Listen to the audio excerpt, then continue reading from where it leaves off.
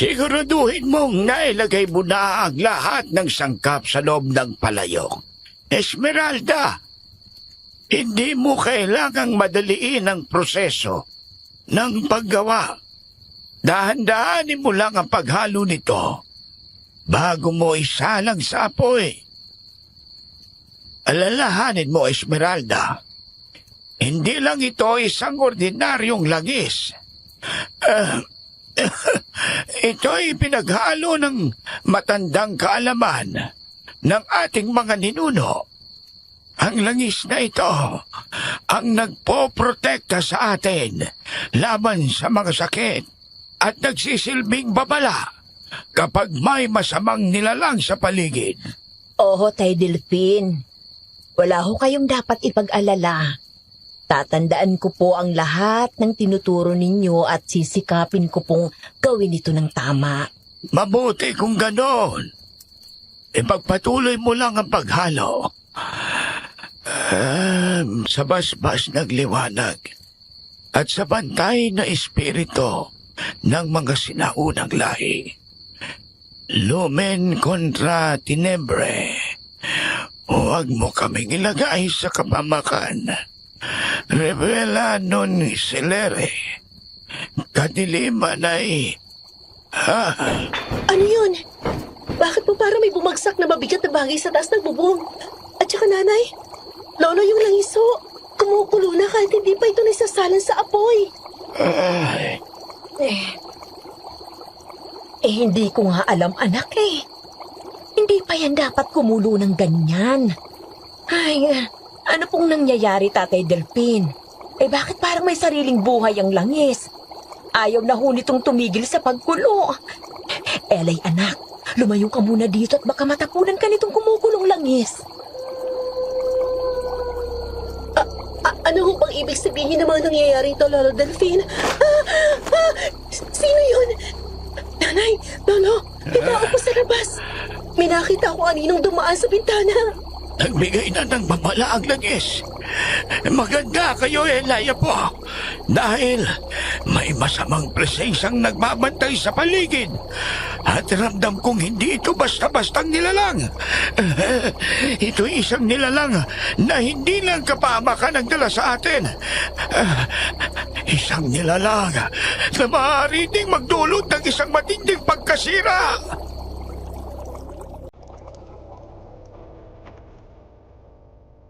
Kung may isang bagay sa mundo na nagbibigay ng babala at yun ay ang pagkulo ng langis sa inyong kusina, magtataka ba kayo o magugulat? At handa ka rin bang malaman kung ano ang dahilan ng pagkulo nito? Isang mapagpalang araw po sa inyo, Sir Jupiter, at sa inyo rin, mga tagapakinig.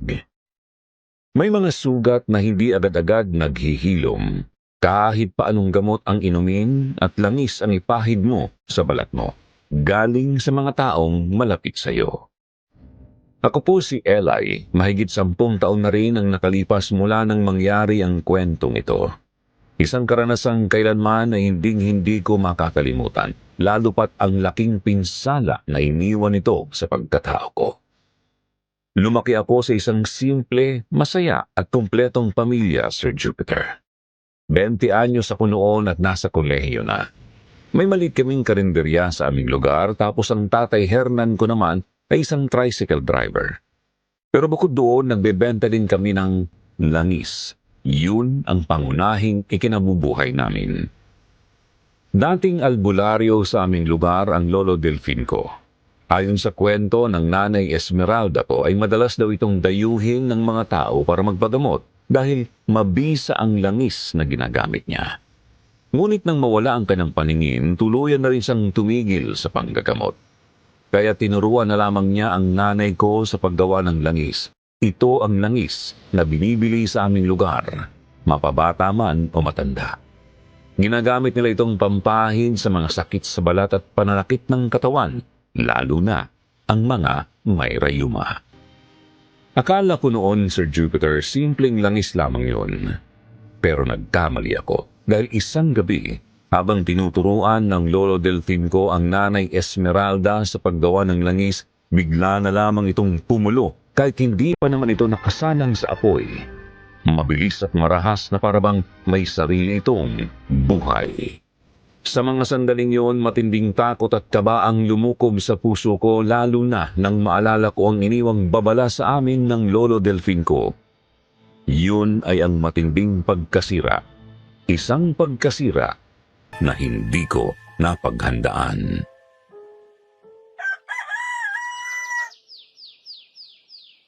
Elay, anak! Mag-almusal ka na muna bago ka pumasok sa eskwelahan. Mamili ka na lang ng ulam dyan sa mga lagayan na nasa mesa, ha? At kumuha ka na rin ng kakanin para may kainin ka mamayang merienda. May bikong kalamay at puto dyan. Ikaw na lang ang mamili ng gusto mo. Kailangan kong tapusin itong niluluto kong pansit bago ako magbukas ng karinderya. Request kasi ito ng Lolo Delfin mo. Maya-maya lang idadagsana ang mga suki natin. Opo, Nay. Magbibihis lang po ako ng uniforme. Ay, oo nga po pala, Nay. Muntik ko na makalimutan. Yung teacher ko nga po pala nagbili sa akin ng langis kahapon bago po ako umuwi. Naubusan na ako kasi siya eh. Madalas pa naman pong sumpungin ng rayuma yon. Naku anak, bakit naman ngayon mo lang sinabi? Naubusan na tayo ng stock ng langis dito sa bahay. Kung nalaman ko lang kagad, napagtabi ko sana siya. Hindi pa kasi ako nakakagawa ulit. Yung mga natira kasi kahapon dito ay pinadala ko na sa Tatay Hernan mo kaninang madaling araw. Order kasi yon dun sa kabilang barangay kaya pinahatid ko na. Ganun po ba? Iyaan nyo, Nanay. Sabihan ko na lang po yung teacher ko na saka ko na lang siya dadalan kapag nakagawa na kayo ulit. Tulungan ko na din kayo mamaya sa paggawa, Nay. O siya, sige. Mas madali akong matatapos kung ganon. Teka, aalis ka na ba? Etong baon mo, anak. Naku, Nay, di na po. May sobra pa naman ho akong pera dito. Tabi nyo na lang po yan. O kaya, pandagdag nyo na lang po sa mga gastusin dito sa bahay. Ay, napakaswerte talaga namin ng Tatay Hernan mo sa'yo, anak. Maganda na, masipag, at ubod pa ng bait. Naku, si Nanay ng bola na naman eh. Mahal na mahal ko po kayong dalawa ni Tatay, Nay. At napakaswerte ko din po na kayong naging magulang ko. Ano ba yan, anak? Pinapaiyak mo naman ang nanay eh. Mahal na mahal ka din namin ng Tatay Hernan mo, Elay. Lagi mong tatandaan yan. O siya, sige na. Bago pa tayo tuluyang mag-iyakan na dalawa dito, dalhin mo na itong binalot kong pansit sa Lolo Delfin mo. Madadaanan mo naman yung kubo niya bago ka pa makarating sa eskwelahan mo. Sige po. Love you, Nanay kong maganda. Kayo ni Tatay. Alis na po ako. Mahal din kita, anak. Mag-iingat ka, ha? O siya, sige na, at may mga customer na tayo sa labas. Sa ganong eksena nagsisimula ang bawat araw ko, Sir Jupiter. Gigising ng maaga para tumulong sa aking nanay Esmeralda sa mga gawaing bahay bago ako pumasok sa eskwelahan. Simple lang naman ang pamumuhay na meron kami. Sa tuwing wala akong pasok, tinutulungan ko si nanay sa pag-aasikaso ng mga customer na bumibili ng aming mga ulam at lutong merienda. Samantala ang Tatay Hernan ko naman ay maagang pumapasada. Kung minsan hindi ko na siya naaabutan dahil maaga siyang umaalis. Siya rin ang naghahatid ng mga pa-order na langis ni nanay sa mga kalapit barangay namin. Kapag walang pasada, siya ang nakatoka sa kusina para magluto ng mga paninda naming ulam. Lumaki ako na puno ng pagmamahal. Lagi iyong pinapaalala at pinaparamdam sa akin ng mga magulang ko, pati na rin ng Lolo Delfin ko. Ano pa bang mahihiling ko? Isa pa napakaswerte ko rin dahil nagkaroon ako ng isang kaibigan. Mabait, maingay at madaldal nga lang.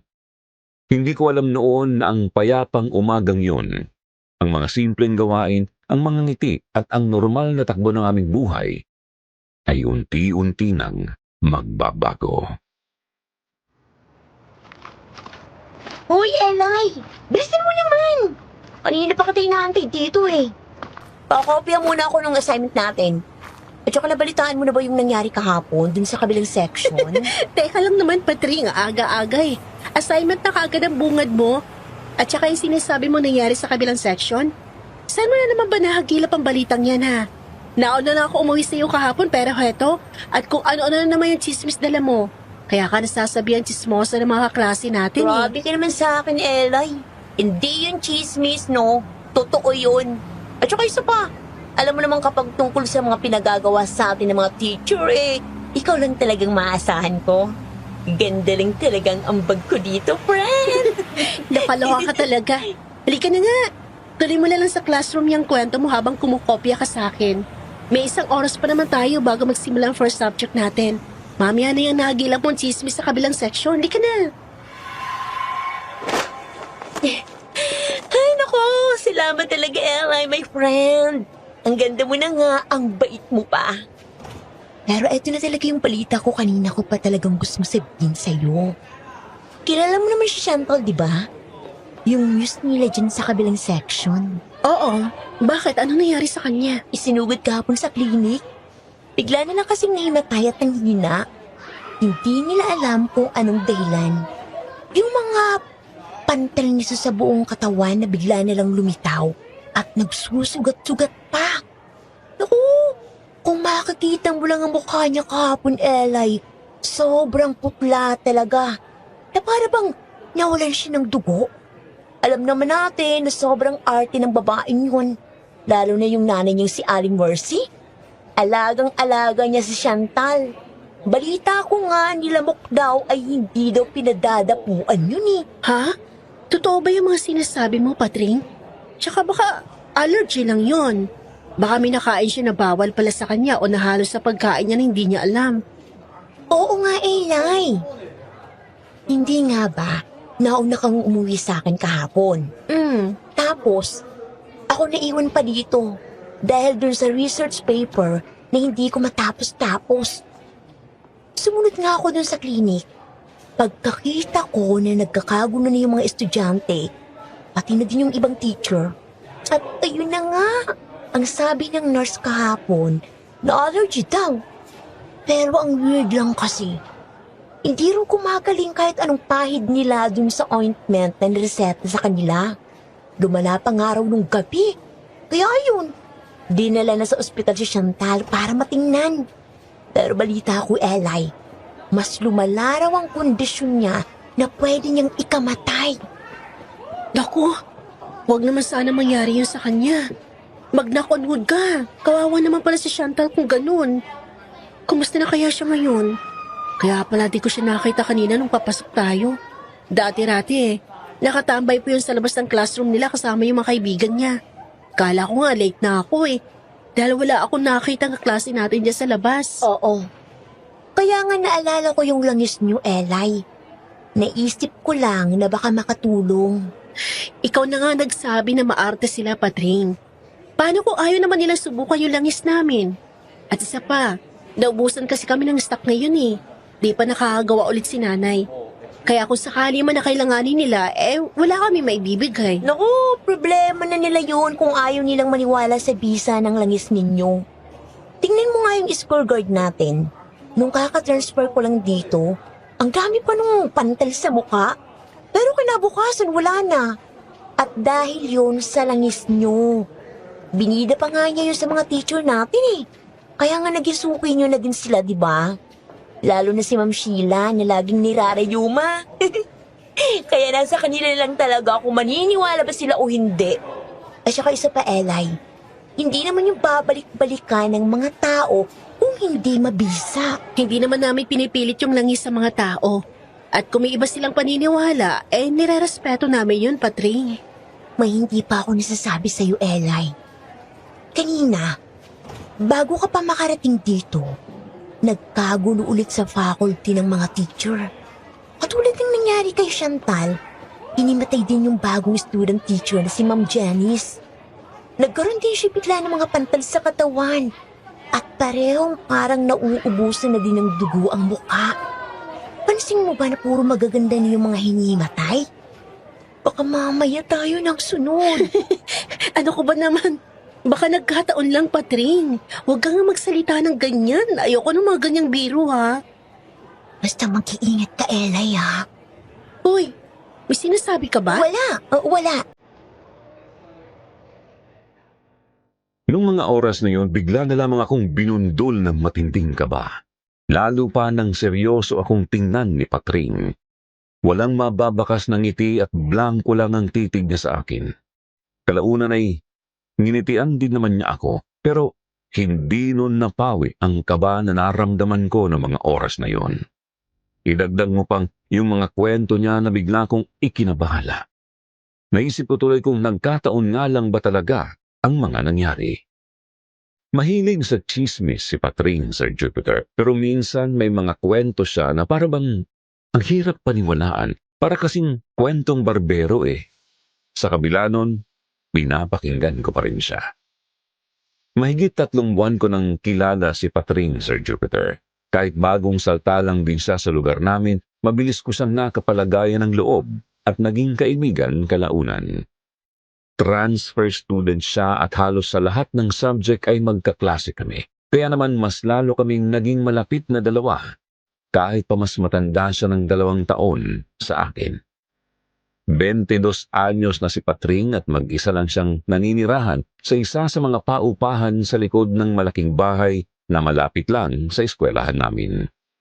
Ang sabi niya nasa ibang bansa raw ang nanay niya na siyang sumusuporta sa kanya. Bukod doon, wala na itong iba pang nabanggit na kamag-anak.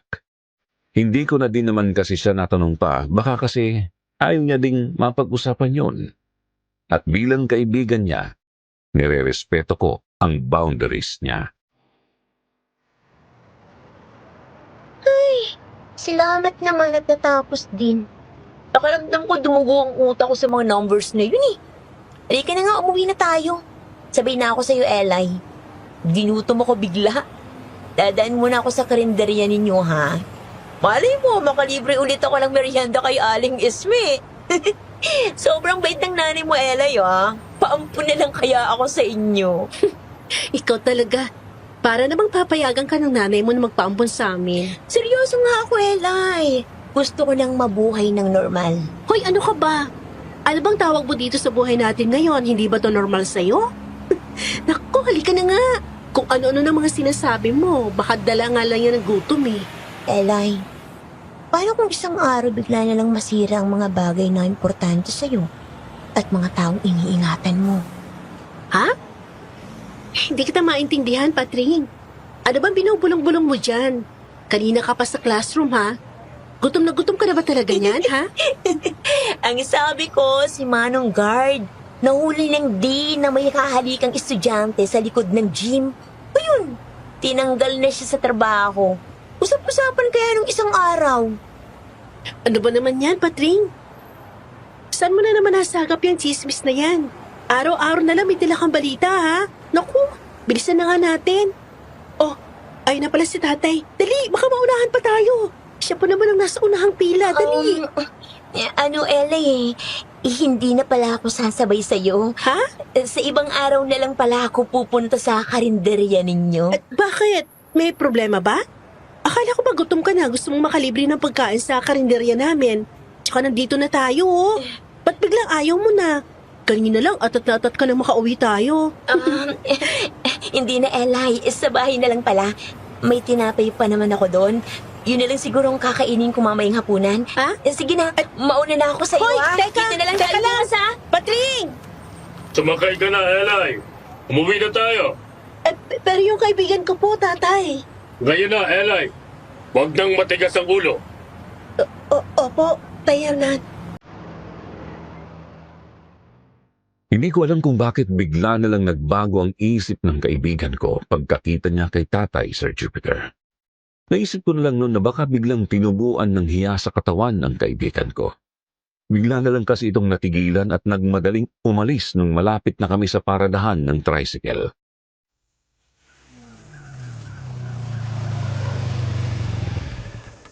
Tay, nasan ka? Andito na po kami.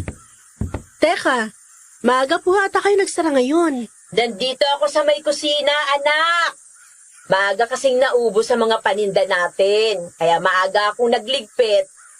Pero nagtira naman ako ng ulam para sa inyong dalawa ng Tatay Hernan mo. Alam kong pagod siya sa trabaho at ikaw naman ay sa eskwelahan. At isa pa, hindi muna ako magtitinda ngayong gabi. Kailangan kong puntahan ng Lolo Delfin mo sa kubo niya para kunin yung mga sangkap na kakailanganin ko mamaya para sa paggawa ng langis. Oo nga po pala, Nay. Nangako ako na tutulong po ako sa inyo mamaya. Magbibihis muna ako, Nay, ha? Samahan na po kita pumunta kay Lolo Delfin. Sige anak, magbihis ka na at ipaghahain ko na muna kayo ng tatay mo. Teka, nasa na nga bang tatay mo? Hindi ba siyang kasabay mong umuwi? Bakit hindi ko siya nakitang pumasok dito? Opo. Hindi na po siya dumaan dito sa karinderya. Dumiretso na po sa likod bahay si Tatay, Nay. Mukha pong pagod na pagod eh. Kanina pa lang po sa paradahan ng tricycle eh. Medyo nakagalitan niya ako. Ay, ganun ba? Kaya ba ganyan ang itsura mo at walang kasigla-sigla? Pagpasensyan mo ng tatay mo, Elay. Baka nga talagang pagod siya, kaya umakto siya ng ganun sa'yo kanina. Pero hayaan mo at pagsasabihan ko, dahil hindi naman din tamang ginawa niya sa'yo. O siya, halika na at sabay-sabay na tayong sa bahay na lang kumain. Dadalhin ko na lang ang mga ulam na ito. Sige po. Mauna na kayong kumain. Wala akong gana. Masama po bang pakiramdam niyo, Tay? Simula po kanina eh. Ganyan na po kayo. May problema po ba? Wala ito, anak. Pagod lang talaga. Mahaba kasi ang pasada ngayon. Pagod lang ba talaga, Hernan?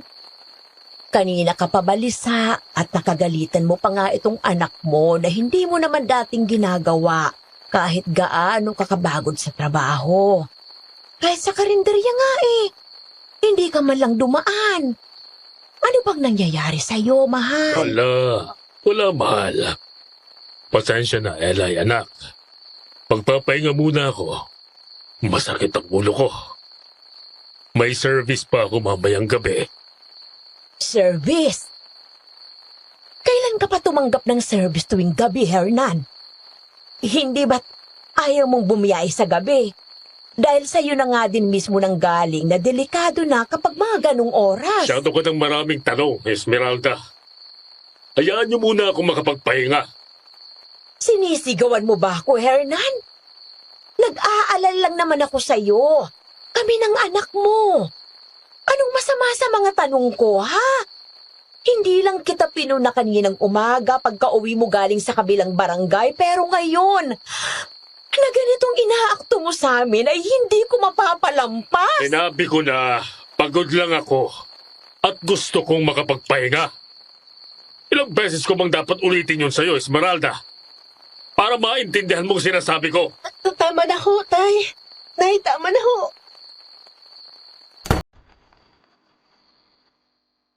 Aaminin ko, Sir Jupiter, hindi ako sanay na ganito sila. Ito ang unang beses na nakita kong nagtalo ang mga magulang ko sa harap ko mismo. Yun din ang unang beses na napansin ko ang kakaiba kay Tatay Hernan. Hindi lang dahil sa pagtaas ng boses niya, kundi sa paraan ng pag-iwas niya. Sa mga matang laging lumilihis tuwing may tanong si nanay, sa tono niyang puno ng inis na kahit kailan hindi ko pa narinig. Sanay akong makita si tatay na pagod pero hindi yung ganito. Noon kahit pagod siya, nakukuha pa nitong lambingin kaming dalawa ni nanay. Hindi yung ganito na parang may dinadala siyang mabigat na pilit niyang itinatago sa amin. Gusto kong magsalita, gusto kong itanong kung ano ang problema. Pero pinili ko na lamang ang manahimik dahil pakiramdam ko noon, kapag nagtanong ako, may mga sagot akong maririnig na hindi ko pa kayang tanggapin. Hindi pa tuluyang sumisikat ang araw ay maaga nang nagbukas ng karinderya si nanay. Pinilit naming magpatuloy na parang walang nangyaring sigawan at walang tanong kagabi. Ramdam ko ang lamig at pagbabago ng pakikitungo ni tatay sa amin. Sa bawat kalansing ng kutsara, sa bawat bulungan ng mga tao ay hindi ko maalis sa dibdib ko ang namumuong kaba sa mga tanong na nagsisimula ng mabuo sa isip ko. Elay, anak. Labasin mo nga muna si Patring at kanina pa yung naghihintay sa'yo. Ako na lang ang tatapos yung mga piniprito mong isda. Si Patring nandiyan sa labas? Nakakapagtaka naman. Ang aga pa. Ayaw na pumupunta dito nung maaga lalo pat wala naman kaming pasok ngayon. Oo, anak. At nakita ko pa nga siyang bumaba sa tricycle ng tatay mo. Inutusan ko kasi kanina ang tatay mong i-deliver yung mga ginawa kong suman at ginataang bilo-bilo sa mga suki namin sa palengke. Baka nung pauwi na nadaanan niyang kaibigan mo at isinabay na rito. Ah, ganun ho ba? Baka ganun nga po nangyari. Sige po, Nay. Puntahan ko na muna. Baka mainip na yan. Biglang umalis. Sige, anak. Pakiasikaso na rin ng mga ibang customer natin na nag-aalmusal dyan at bumibili ng ulam. Sige po, Nay. Ako na pong bahala. Good morning, Eli. Grabe, gutom na ako. Hindi ako nabusog sa tinapay kagabi. Kaya dito na ako kakain ng almusal sa karinderya nyo. Pautang muna ha. Kapag nagpadala na lang yung nanay ko, tsaka ako magbabayad. Ilista mo na muna. Kakapanibago Ba't parang ang mahiyain mo ngayon? Nasaan na ba yung kaibigan kong walang hiya? Uy, ano ba? Grabe ka naman sa walang hiya, Eli. Paano ba naman kasi? Kasalanan mo din naman. Sinasama na kita rito kahapon pero bigla ka na lang nagmadaling umuwi. Nakita mo lang si tatay Parang gusto mo nang magtatakbo agad palayo. Tapos ngayon sabi ni nanay nakita ka raw niya bumaba ng tricycle ni Tatay Hernan. Ano ba talaga nangyari sa'yo kahapon? Ano? Oo. Naglalakad kasi ako kanina nang makita ko ng tatay mo. Tapos, tinanong niya kung saan daw ba ako pupunta. Ang sabi ko, dito nga sa karinderya nyo. Kaya, ayun, sinabay niya na ako papunta rito. Yun nga din ang sabi ni nanay kanina na baka raw nakita ka at isinabay ka na nga at... Sandali lang ha. Isang order lang po ba ng lugaw sa inyo? Kayo po? Sandali lang po Pakihintay na lang po. Ihatid ko na lang yung ulam sa mesa nyo. At ikaw, eto naman yung sayo. Alam kong paborito mo ang lutong tapsilog ni nanay. Ay, salamat. At makakakain na din ako ng totoong pagkain. Grabe ha. Ang dami yung customer. Ang sarap naman kasi talaga ng luto nyo. Hoy, dahan-dahan lang kasi Oh, tubig. Uminom ka. Para ka naman isang linggo hindi pinakain sa pagmamadali mo sumubo. Oo. Hindi nga ako pinakain. Hoy, ano binubulong-bulong mo dyan? Ay, ang sabi ko, ang sarap talaga ng luto ni Nanay Esme. Sus, wag mo nga akong daanin sa ganyan, Patring. Baka akala mo, nakakalimutan ko na hindi mo pa sinasabi sa akin kung ano yung nangyari sa'yo kahapon. May importanteng inasikaso lang. Naalala ko kasi na may trabaho pa pala ako. May binilin kasi sa akin ng amo ko at hindi na yung pwedeng ipagpabukas pa. Hindi ko alam kung ako lang ba, Sir Jupiter, pero nung mga sandaling yun, bigla akong kinilabutan sa tono ng boses ng kaibigan ko. Biglang nanlamig ang bato ko nang tingnan niya ako ng seryoso sa mata. Pakiramdam ko noon, parang hindi siya ang Patring na nakilala ko. Matapos noon ay pinagpatuloy na nito ang pagkain. Ilang sandali pa dumating ang Tatay Hernan ko, kung saan katulad ng kahapon ay nagmadali na namang umalis ang kaibigan ko. Hindi na nga niya natapos ang pagkain niya, pero bago siya umalis, Sir Jupiter, sa pangalawang beses ay nakita ko naman silang magtingin ng dalawa ni Tatay. Pakiramdam ko, parang may mali. Pero pilit ko na lamang ipinagsawalang bahala iyon, kahit na may nagsisimula ng mamuong mga katanungan sa isip ko. Hanggang sa dumating ang dapit hapon, malapit na kaming magsara noon nang may bagong mukha ang dumating sa karinderya namin. Elay, anak. Ikaw na munang bahalang magbantay rito, ha? Ililigpit ko na muna yung mga ibang kalat sa kusina. Total, kaunti lang naman ang mga kumakain. At saka ilalagay ko pa pala sa mga bote yung nagawa kong langis. Nagtatanong na kasi yung mga iba nating suki sa kalapit barangay. Walang problema, Nay. Ako na lang din po ang bahala maglinis ng mga mesa rito para mabilis po tayo makapagsara. O siya, sige, maiwan na muna kita.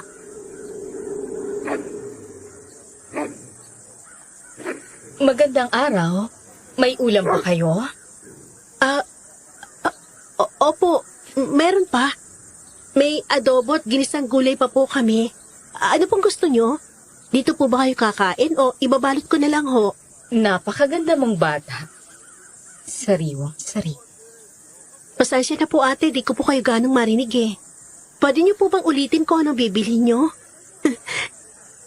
Adobo na lang, iha. Dito na din ako kakain. At isa pa, huwag mo akong tawaging ate. Baka nga, magkasing edad lang kami ng nanay mo. O kaya naman, ay mas matanda pa ako sa kanya.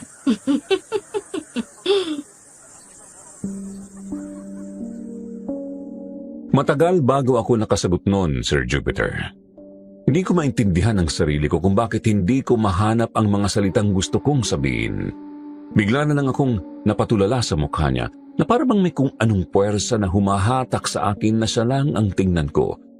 At hindi ko rin alam kung nagbibiro lang ba siya nang sabihin niyang magkaedad lang sila ng nanay ko.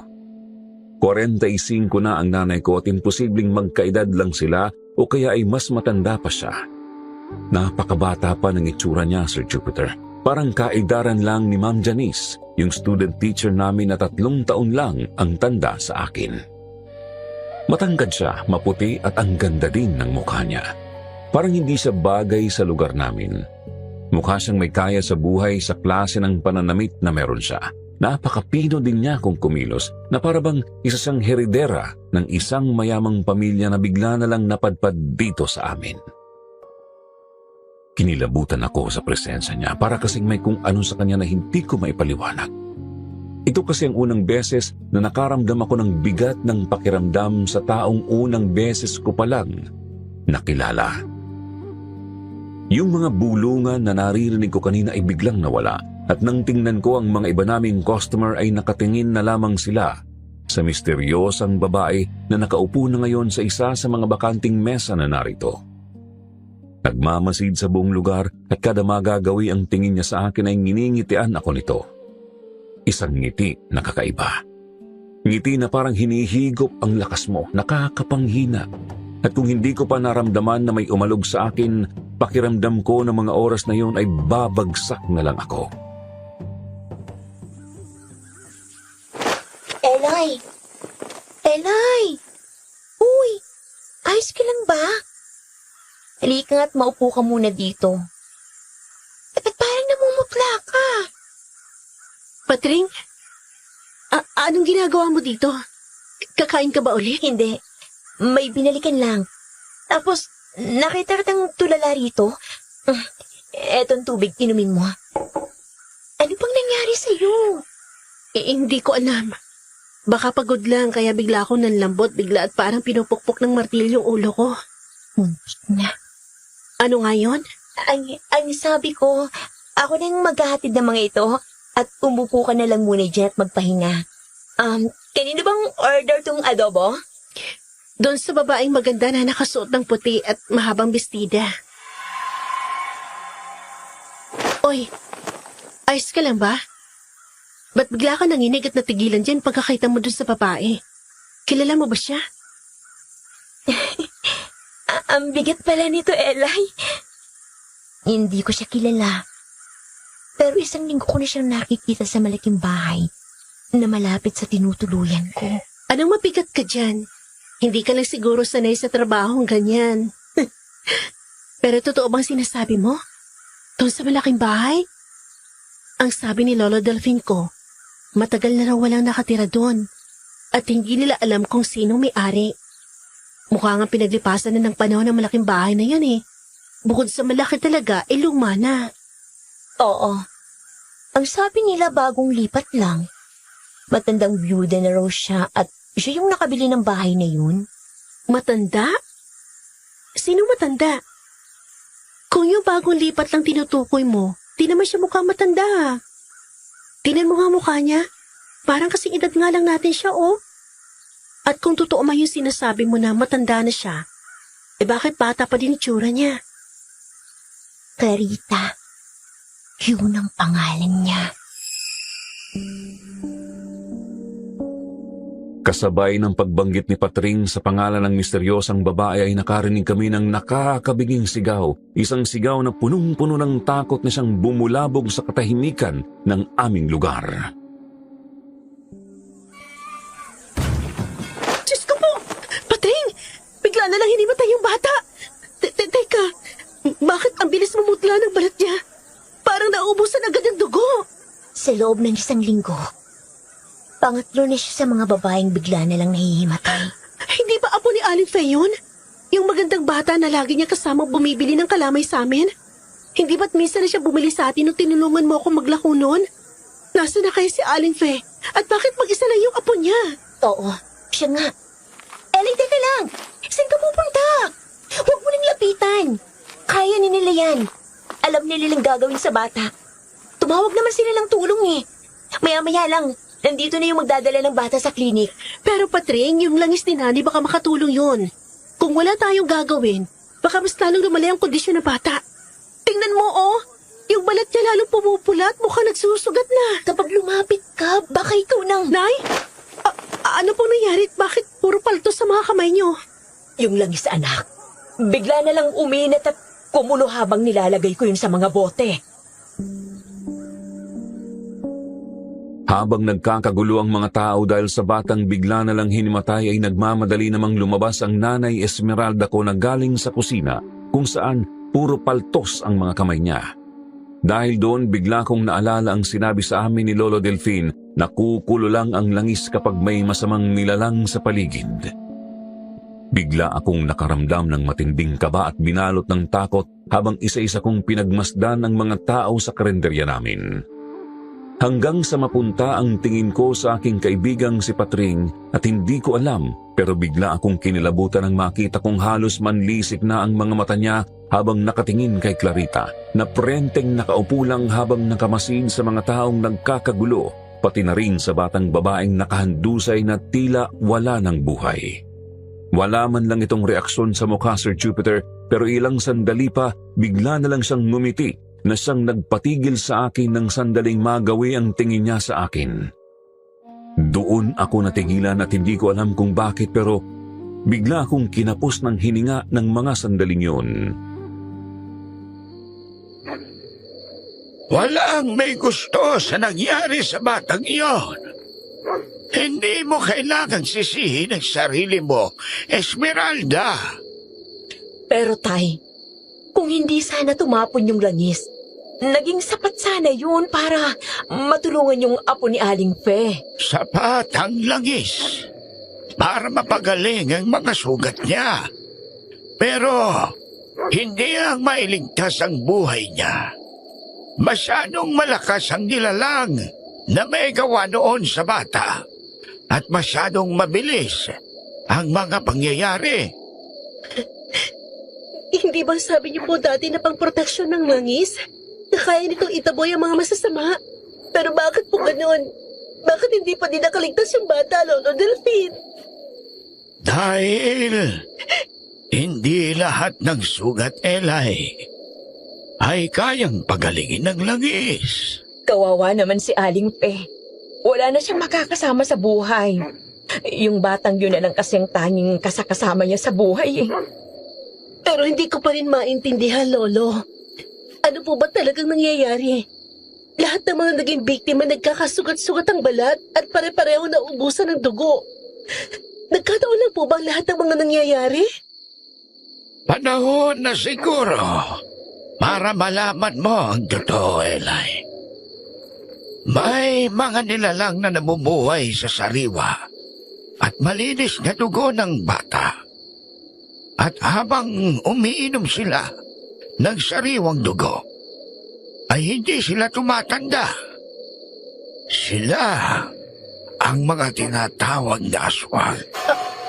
Aswang ho? Pero anong klaseng aswang naman po ang gagawa nun sa kanila? Wala rin pong ebidensya na may halimo na nagpakita ng oras na yun. Kaya paano? Apo. Mga aswang. At hindi lahat ng mga aswang ay halimaw ang kanilang itsura. Ang iba ay mas maganda pa sa tao. Maraming taon na ang nakalipas. Hinubukan naming ubusin ang lahi ng mga aswang. Bukod sa proteksyon at pagbibigay alam na nasa paligid lang ang mga masasamang nilalang, ay gumawa din kami ng langis na pansunog. Madampi lang kahit konti ng langis na iyon sa balat nila, ay magiging abo sila. Buntis ang Lola Adelia mo noon, at para mailigtas ko silang dalawa ng Nanay Esmeralda mo, na nasa sinapupunan pa lamang niya, gumawa ako ng pain para maubos sila. Pero hindi sumapat ang pain na langis. Hindi ko alam na may natira pa pala sa lahi nila. Kaya po ba kumukulo ang langis dahil may aswang na umaaligid sa baryo natin? At yun din po ba ang dahilan, Lolo, kung bakit po kayo nabulag? Oo, Eli. Dahil sinumpa nila ako, Apo.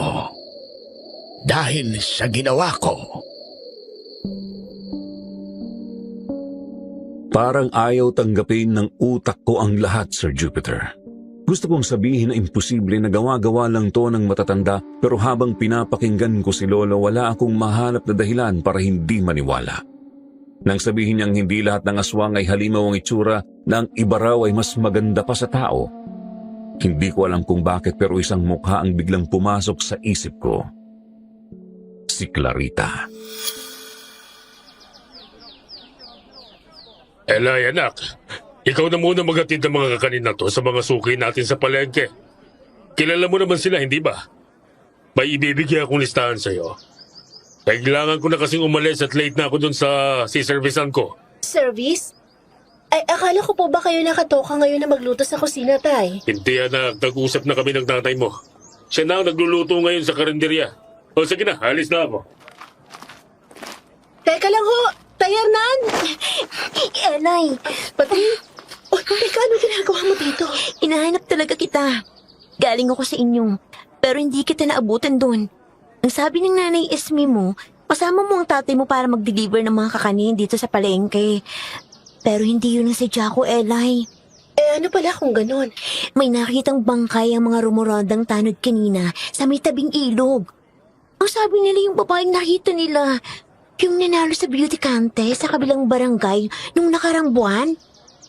Si Chantal at Teacher Janice. Wala na din sila, Elay. Ano sabi mo? Diyos ko, totoo ba yan? Ano bang nangyayari sa lugar natin? Bakit parang sunod-sunod na mga babae namamatay? Naku, pati natatakot na ako. Bakit pakiramdam ko simula na dumating sa lugar natin si Clarita? Nagsimula na rin magkagulo ang lahat. Wala namang mga balitang ganito noon nung wala pa siya. Kagaya na lang ng mga oras na hinimatay yung apo ni Alin Fe. Hindi ba tando siya noon? May hindi ka pa ba sinasabi sa akin, Patring? Ikaw ang unang nagsabi sa akin ng tungkol sa kanya, di ba? Ano pa ba ang mga nalalaman mo tungkol sa babaeng yon? At ang mga balitang yan, bakit ikaw lagi nakakaalam? Teka, ano mga yan? Bakit namumula mga braso mo? Huwag mo sabihin. Hindi, Elay. Mali ang iniisip mo. Hindi ako magiging katulad nila. Kagaya mo, natatakot na din ako sa mga nangyayari, Elay. Natatakot ako na baka may mangyaring masama sa'yo. Pero ano mga yan, Patring? Allergies. Hindi ko alam na may hipon pala yung kinain mong pagkain. Ilang beses ka nang kumain at umorder ng pansit na may sahog ng hipon sa karinderya namin, Patring. Pero hindi naman nagkaganyan ang balat mo, Ano ka ba naman, Elay? Hindi mo lang kasi napapansin na may baon ako laging gamot na anti-allergy. Kada kakain ako ng pansit sa inyo, naubos na kasi yung gamot. Kaya hindi na ako nakainom kinabukasan. Hindi ko na alam, Sir Jupiter, kung ano na ba ang paniniwalaan ko dahil maski ang kaibigan ko ay nakuha ko na rin na pagdudahan. Punong-puno ang isip ko ng mga katanungang maski ako ay hirap na hirap akong hanapan ng kasagutan. Napilitan akong paniwalaan ang sinabi sa akin ni Patring na allergies nga lang ang nasa balat niya. Pero habang pinagmamasdan ko ang maputlang mukha ng aking kaibigan na hindi ako mapakali, hindi ito ang unang beses na nakaramdam ako ng ganito katinding kaba sa tuwing may mga bagay siyang sinasabi sa akin. Kaya simula nun, mas naging mapagmasid ako lalo na sa mga kilos niya. Pagkatapos akong mapakalma at tulungan ni Patring ay hatid ang mga paninda naming kakanin sa aming mga suki sa palengke, umuwi na kami. Malapit na kami sa paradahan noon, Sir Jupiter, nang makita ko si Tatay Hernan na kasama si Clarita. Masaya silang nag-uusap na akala mo matagal na silang magkakilala. Gusto ko silang puntahan noon pero nahuli na dahil sumakay na ng tricycle ni Tatay si Clarita. Naisip ko na lang na baka siya yung tinutukoy na service ni Tatay. Yun na lamang ang pinaniwalaan ko kahit pa sa loob-loob ko ay hindi yun simpleng service lang. Hanggang sa makauwi kami, bumungad sa akin ang isang eksenang halos hindi ko mapaniwalaang mangyayari. Eto na ang request mo ginuguan, Clarita. Ako nagluto niyan. Dahan-dahan at mainit-init pa. Kung gusto mo, dagdagan ko na rin ng kanin, baka kulang pa. Sabihin mo lang, ha? Nako, salamat ha, Hernan. Napaka-maasikaso mo talaga. Huwag mo ako masyadong sanayin sa ganyan. At baka hanap-hanapin ko. Ayos lang yun, basta para sa'yo, Clarita. Hayaan mo ng asawa ko, Clarita, at ganyan talaga yan. Lalo na sa mga bagong customer. Paraan niya yan para balik-balikan nila kami. At saka, pagpasensyahan mo na ha, kung medyo magulo dito. Alam mo naman, karinderya, baka hindi ka sanay sa ganito. Pero huwag kang mag-alala, tahimik at ligtas ang lugar namin. Ganun ba? Gusto ko nga yung ganito, Esmeralda. Tahimik, payapa, parang ligtas ako dito. Oo naman, ligtas ka dito, Clarita. Hindi ba mahal? Oo, mahal. Nay? Tay? Siya na ba ang anak niyo? Oo, siya si Elay. Nag-iisang anak namin siya ni Hernan. Napakaganda naman ang anak niyo. Batang-bata. At parang hindi nakakasawang tingnan. At sino naman itong kasama niya? Siya si Patring, matalik na kaibigan ni Elay. Napakabait ng batang yan. Mas sunurin din ba? Nanay Esme, uuwi na po muna kami ni Elay sa bahay ninyo. May mga assignment pa po kasi kami at projects na gagawin. Pasahan na po kasi sa Lunes. Ay, ganun ba? O siya, sige na't mauna na kayo. Hatiran ko na lang kayo ng merienda ni Elay mamaya. Sige, Nanay Esme, mauna na po kami ni Elay. Tay Hernan, Clarita. Hinayaan ko na lang na hilain ako ni Patring palayo sa karinderya. Hindi ko na nagawang magsalita pa. Hindi na rin ako nakapagpaalam kina Nanay Esmeralda at Tatay Hernan, lalo na kay Clarita. Nahuli ko siyang nakatingin hindi sa akin, kundi kay Patring. At kahit sandali lang yun, hindi ko makakalimutan ang tingin na ibinigay niya. Malamig at masyadong matalim, parang may gustong sabihin o ipaalala. Napalingon pa ako kina Nanay at Tatay Hernan dahil hindi mapakali ang dibdib ko. Kanina pa simula nang dumating kami at makita ko silang kausap si Clarita, ramdam ko na may mali. Hindi ko lang talaga maipaliwanag kung ano yun. Hanggang sa doon ako tuluyang natigilan, Sir Jupiter. Ang mga mata nila, wala kang makikitang kahit anong emosyon. Walang kislap, walang paggalaw, walang pagkurap. Opo, may sigla sa boses nila, may ngiti kapag kinausap ka. Pero yung kilos ng katawan nila may napansin akong kakaiba. Hindi normal at parabang may kumukontrol sa kanila. Elay, alis na ako. Hindi na kita masasamahan sa loob. Sa bahay ko na lang gagawin yung mga projects natin. Sigurado ka? Pwede naman na dito na lang. Sabay na natin gawin para agad tayong matapos. Marami pa naman yun. Hindi, ayos lang ako. Kaya ko yun. Ikaw, magpahinga ka na muna dito. Mukha ka ng pagod eh. Sige, ikaw ang bahala. Di na kita pipilitin kung yun ang gusto mo. Salamat nga pala sa pagsama mo sa akin kanina, Patring. Naku, wala yun. Ano pa't naging kaibigan mo ko? Sige na, maiwan na kita. Mag-iingat ka, Eli. Patring? Bakit? May nakalimutan ka pa bang sabihin, ha? Huwag mo na nga akong tingnan ng ganyan. Uy, ano ka ba? Kinikilabutan ako sa'yo. Wala. Sige, mag-ingat ka din. Kung magbago man ang isip mo, bukas ang bahay namin para sa'yo.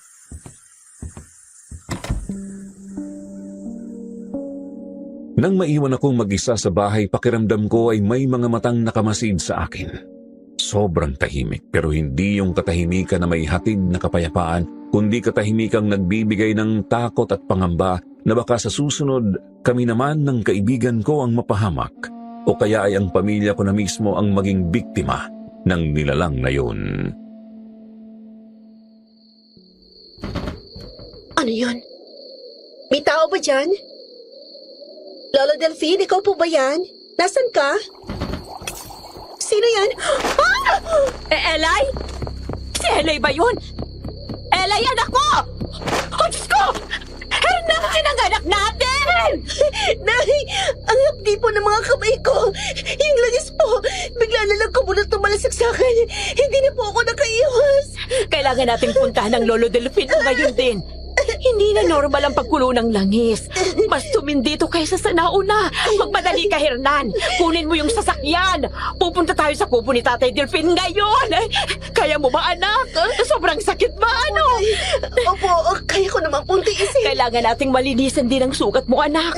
Masyadong malalim ang bubog na sumugat sa kamay mo. Tatalian ko na muna, ha? Sige po. Para tumigil kahit papano ang pagtulo ng dugo. Tiisin mo muna hanggang sa makarating tayo sa kubo ng Lolo Delphine mo. Hernan, ano ba? Kumilos ka na! Pero, Esme, kailangan kong iatid si Clarita sa bahay nila. Bayad ako para sa service ngayong araw. Hindi ko naman siya pwedeng iwanan lang doon sa labas. Uunahin mo pa bang service na yan kesa sa anak natin? Bakit, Hernan? Sino bang babaeng yan, ha? Tumigil ka na, Esmeralda. Huwag kang sumigaw. Hindi ka na nahiya. Nandito pa naman si Clarita. Pasensya na, Esmeralda. Hihiramin ko muna ang asawa mo. May tinawagan na ako para tulungan kayo mag-ina rito. Hindi bagay ang asawa ko para hiramin mo, Clarita. Isasama ko si Hernan at alam kong papayagan mo kami. Huwag kang mag-alala. Ibabalik ko ng buo sa'yo ang asawa mo. Pero sa ngayon, akin muna siya. Hanggat hindi pa tapos ang trabaho niya. Oo, sa'yo muna ang asawa ko. Nay? Mabuti at nagkakaintindihan tayo. Alis na kami. Magpagaling ka, Eli. Baka sa susunod, hindi lang yan ang abutin mo. Hindi ko na halos matandaan kung paano kami nakarating sa kubo ng Lolo Delphine ko, Sir Jupiter. Hindi rin ako halos makapaniwala sa mga nasaksihan ko. Nakarating kami sa kubo na wala sa sarili ang nanay Esmeralda ko. Walang imik at nakatingin lang sa malayo. Yun ay dahil may kumontrol sa kanya. Si Clarita. Malinaw sa akin na hindi sa basta-bastang babae. Doon pumasok sa isip ko ang babala noon ni Lolo Delphine. Unti-unti ay naiintindihan ko na ang pagkasira na sinasabi niya. Dahil nakikita ko na mismo ngayon na ang simpleng pamilya na meron kami ay sinisira ng babaeng nagngangalang Clarita. Lolo? Ang nanay Esmeralda. Kanina pa po siya hindi nagsasalita. Parang kahit anong tawag ko hindi niya ako naririnig. Papuin mo siya muna. Tapos maghanda ka na rin ng isang baso ng tubig. Pagkatapos ay kunin mo yung tuyong dahon na nasa garapon. 3 piraso lang ng dahon ang kunin mo, Eli. Durugin mo ito at patakan mo ng konting langis na nakalagay sa tabi ng mga halamang gamo. Ipaamoy mo yon sa nanay mo. Opo, Lolo. Gagawin ko po. Huwag kang mag-alala, Apo. Magiging maayos din ang nanay mo. Kapag naamoy na niya ang gamot na yan. Eli, nasan tayo? Ang sakit ng ulo ko. Nay, sobrang nag-alala po ako sa inyo. Akala ko hindi ka na babalik sa normal. Hindi ko mapapatawad si Clarita sa ginagawa niya sa atin. Pasensya ka na, anak. Teka, nagamot na bang mga sugat mo? Hindi pa po, Inay. Hindi naman po masyadong mahapdi at tumigil na din po yung pagdurog po. Tsaka, anong ibig mong sabihin? Anong kinalaman dito ni Clarita? Hindi niyo po ba napansin, Nay? Kinokontrolo ko kayo ng babaeng yun. Pati si tatay napapaikot niya sa kamay niya. Nakita ko kung paano magbago yung mga reaksyon niyo kapag kinakausap niyo siya. Tingin ko, siyang sinasabi ni Lolo Delphine na dapat nating pag-ingatan. Pakiramdam ko, siyang may kagagawa ng lahat ng to, Nay. Hindi na dapat pang maulit ito, Esmeralda. Ang langis ay ginagawa para magbigay ng babala at proteksyon. Hindi ang makapanakit ng tao. Miski ikaw ay nakayang kontrolin ito. Isa lamang ang ibig sabihin ng mga nangyayari. Ano pong ibig niyong sabihin, Tay? Wala na po bang bisa ang langis? Kaya po ba dumalas ang pagkulo nito at pati kami nakuha ng sakta nito? Nakakapagbigay pa ito ng babala. Ngunit kontrolado na ito ng nilalang na yon. Yung langis na mismo ang ginagamit niya para makapanakit ng tao. Kaya kahit anong gawing pahid sa mga sugat, ay hindi ito sumasapat. Pero Lolo, paano po nangyari yun? Wala naman pong ibang nakakaalam ng sangkap at orasyon sa paggawa ng langis.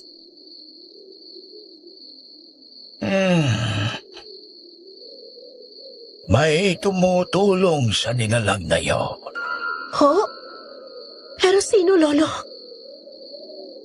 Yon ang kailangan nating alamin. At kung sino ang nasa likod ng mga nangyayari sa lugar natin. Pero sa ngayon, dito na muna kayo magpalipas ng gabi. May importante lang kung kailangan gawin. Nay, magiging maayos lang ho ba si Lolo Delphine? Huwag kang mag-alala, anak. Kahit bulag ang lolo mo ay malakas ang pakiramdam niya. Kailangan lang nating magtiwala sa kanya. O siya, sige na at magpahinga na tayo. Si tatay po ba? Babalik ba siya? Hahanapin niya ba tayo dito, Nay? Mahal na mahal kita, anak. Lagi mo yung tatandaan. Gumuhit ang sakit sa puso ko nang hindi sagutin ng Nanay Esmeralda ko ang tanong kong yun, Sir Jupiter. Ramdam ko ang lungkot at sakit sa mga mata nitong pilit niyang tinatago sa akin. Doon pa lang alam ko nang may lamat na, may nagbago na sa masayang pamilya na nakagisnan ko. Nung gabing yun, Sir Jupiter, napakailap ng tulog sa akin. Kahit nakapikit ang mga mata ko, gising na gising naman ang isip ko. Parang may kung anong gumagalaw sa paligid. Hindi ko makita pero malakas ang pakiramdam ko at natatakot ako na kapag tuluyan akong pumikit, may mangyaring hindi maganda. Dahan-dahan kong nilingon ang nanay ko. Nakatagilid siya sa papag, mahimbing na ang tulog. Maayos na ang paghinga niya na parang walang nangyaring masama kanina. Hanggang sa makarinig ako ng kaluskos na nagmumula sa labas, isang yapak sa mga tuyong dahon na naapakan. Mabagal at parang sinasadyang wag gumawa ng kung anumang ingay. Napatayo ako at nanginginig na sumilip sa bintana. Dahan-dahan kong inangat ang manipis na kortina ni Lolo Delphine at doon nakita ko siya.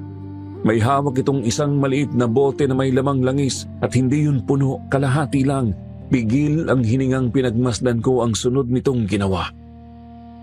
Hinuli niya ang alagang manok ni Lolo Delfin at kinatay. Kinuha nito ang sariwang dugo ng manok at nilagay sa bote ng langis. Akala ko guni-guni lang, akala ko pagod lang ang isip ko, pero nang kumurap ako, naroon pa rin siya. Ang Tatay Hernan ko. Hindi na ako nagdalawang isip at tumakbo papunta sa kanya. Tay, sandali lang. Wala kang nakita, Eli. Bakit mo pinatay ang mga manok ni Lolo Delfin? At ano gagawin mo sa langis na hinaluan mo ng dugo? Huwag kang makialam. Ano ba nangyayari sa inyo, Tay? Hindi ka naman dating ganyan na. Nasaan ang malambing at mapagmahal ko, Tatay Hernan? Pumasok ka na sa loob. At kalimutan mo ang lahat ng nakita mo ngayong gabi. Hindi! Kailangan mo sabihin sa akin ang dahilan mo, Tay! Sinabi na tumahimik ka! Aray! Tay! Bitawan mo ako! Nasasaktan mo ako! Ano gagawin niyo? Huwag po! Tama na po! Tama na po! Hindi ko sukat akalain na pati sarili kong tatay ay magagawa akong saktan. Ang palad kong may sugat dahil sa bubog ay sinugatan palalo ni Tatay Hernan gamit ang patalim na ginamit niya sa pagkatay ng manok. Katulad ng ginawa niya kanina sa manok ay itinapat niya ang dumudugo kong kamay sa bote ng langis. Napasuka ako ng dugo at ng hina ang buong katawan ko. Kahit anong sigaw ang gawin ko, parang walang naririnig ang Tatay Hernan ko. Nang mapuno ang bote, basta na lang niya akong iniwan. At sa liwanag ng buwan, Sir Jupiter, kitang-kita ko ang isang anino, isang nilalang na alam kong hindi tao. Inabot ni Tatay ang bote at kinuha iyon ng anino. Bago ako tuluyang mawalan ng malay, tumatak sa isip ko ang pagkislap ng mahahaba at matutulis nitong kuko at ang pangil na kumintab sa ilalim ng buwan.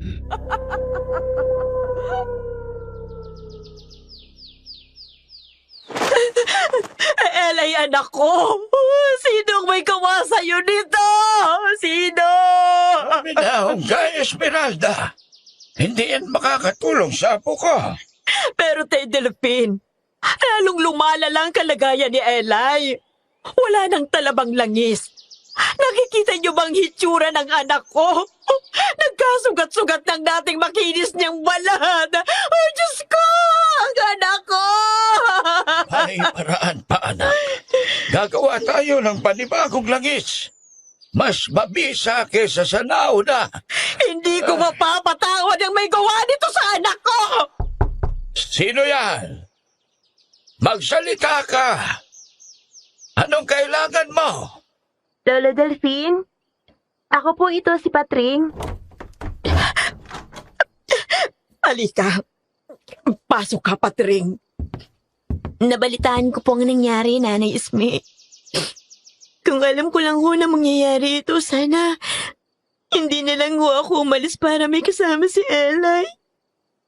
Walang may gusto nang nangyari, Patring. Pero hindi ako makakapayag na makipaghigantengan ako sa gumawa nito sa kanya. Hindi ko hahayaan na matulad siya sa mga naging biktima ng aswang na yan. Aswang ho? Oo. Isang aswang ang gumawa nito sa apo ko, Patring. Alam ko, dahil ganito rin ang ginawa nila noon. At bago pa maulit ang nakaraan, ay sisiguraduhin kong wala nang matitira ni isa sa lahi ng mga aswang. Ano pong ibig niyo sabihin, Lolo Delfin? Alam kong alam mo ang tinutukoy ko. Bulag lang ako, pero matalas ang pakiramdam ko. Esmeralda, samahan mo ako. Wala na tayong oras at kailangan na nating magmadali. Ipagkakatiwala ko muna sa iyo ang apo ko. Alam kong hindi mo siya pababayaan, Iha. Opo. Ako nang bahala kay Elay, Lolo Delfin. Mabuti kung ganon. Esmeralda, halika na. Kailangan na nating umalis. Hindi pwede tayong abutan pa ng gabi sa labas. Opo, Tay Delphine. Patring, iha. Ikaw na munang bahala kay Eli, ha? Huwag po kayong mag-alala, Nanay Isme. Hindi ko po pababayaan ang kaibigan ko. Mag-iingat po kayo.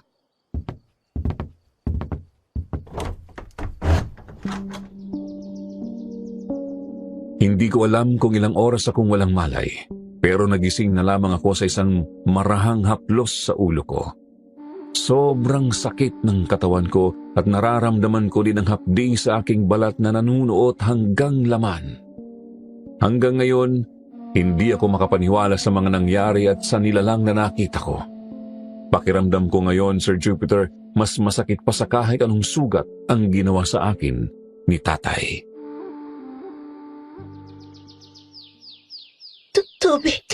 Eli, gising ka na ba? Si Patring to, Eli. Patring, si tatay. Huwag ka munang magsalita. Halika, tutulungan kitang bumangon.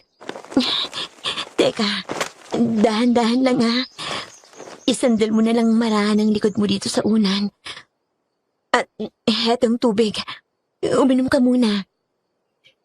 Salamat. Patawarin mo ako, Eli. Ano ka ba?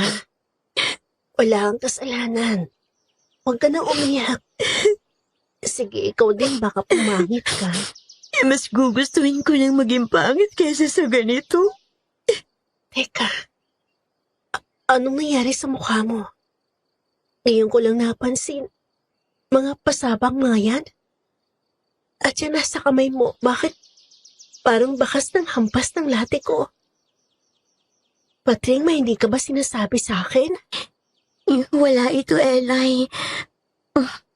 May katangahan kasi ang kaibigan mo. Naglinis ako ng bahay. Ayan ang inabot ko. Ganun ba? Sa susunod, mag-iingat ka na. Marahang tangulang ang isinagot sa akin ni Patring. At sa ikalawang pagkakataon alam kong hindi siya nagsasabi ng totoo sa akin. Gaya nung unang beses na punain ko ang mga mapupulang pantal sa kanyang balat.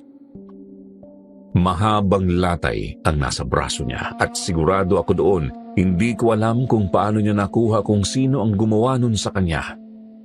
Pero isa lang ang nasisiguro ko. Pareho kami ng kaibigan ko na nasa bingit ng panganib. Hindi na namin yun napag-usapan dahil nabaling yun sa pagkukwentuhan namin kung paano siya napunta rito sa kubo ni Lolo Delphine at kung paanong ipinagkatiwala nila ako sa kanya. Bago sumapit ang gabi, bumalik na sa kubo si Lolo Delphine at Nanay Esmeralda mula sa gubat. May dala silang mga halamang gamot, mga dahong bihira ko lang makita. May iba na kulay pulang ugat, may iba na tila nangingitim na, at mga tuyong dahon na pamilyar sa akin. Muli ay gumawa sila ng panibagong langis at yun ang pinanggamot nila sa akin. Huwag mong hayaan na lumamig ang langis, Esmeralda. Dahil mas mabisa kung mainit-init pa ang ipapahid sa balat ni Eli. Tiisin mo lang, anak, ha? Pagkatapos nito, gagaling ka na. Aray, masakit po, Nay. Hindi ko po ata kaya. Para po sinusunog ang balat ko, Nay. Tay, huwag na ho kaya nating ituloy. Nasasaktan na si Eli. Hindi ko siya kayang makita na ganito na nahihirapan. Ipagpatuloy mo lang, Esmeralda.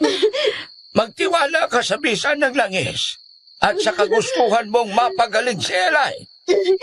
Nanay, ang init po.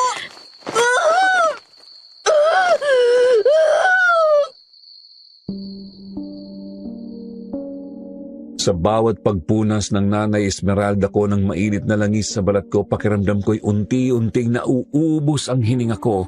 Parang sinusunog ang laman ko. Pero pinili kong tiisin ang sakit at hapdi dahil sa kabila nun may kakaibang ginhawa akong naramdaman sa buong katawan ko.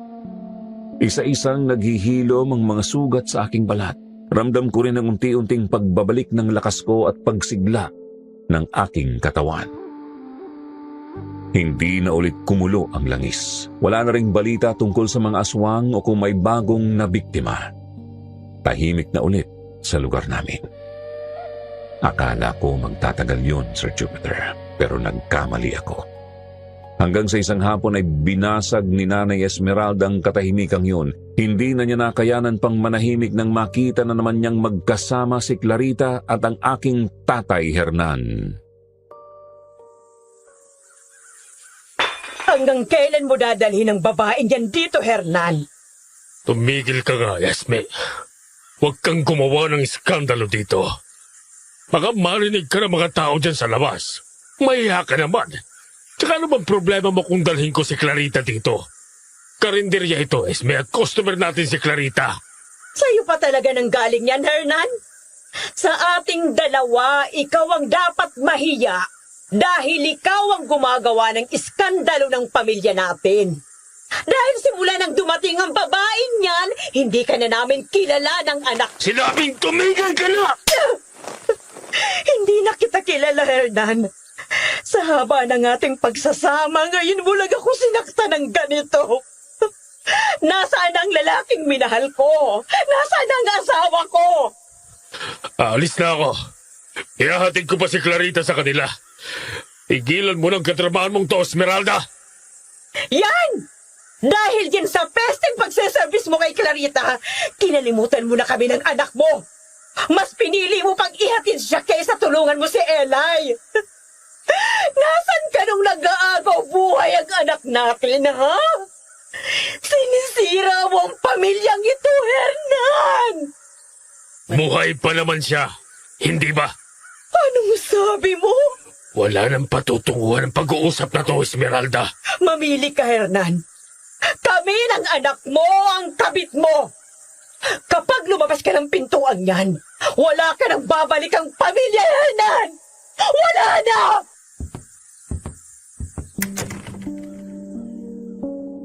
Akala ko, Sir Jupiter, wala nang mas isasakit pa yung saktan ka ng sarili mong ama ng pisikal.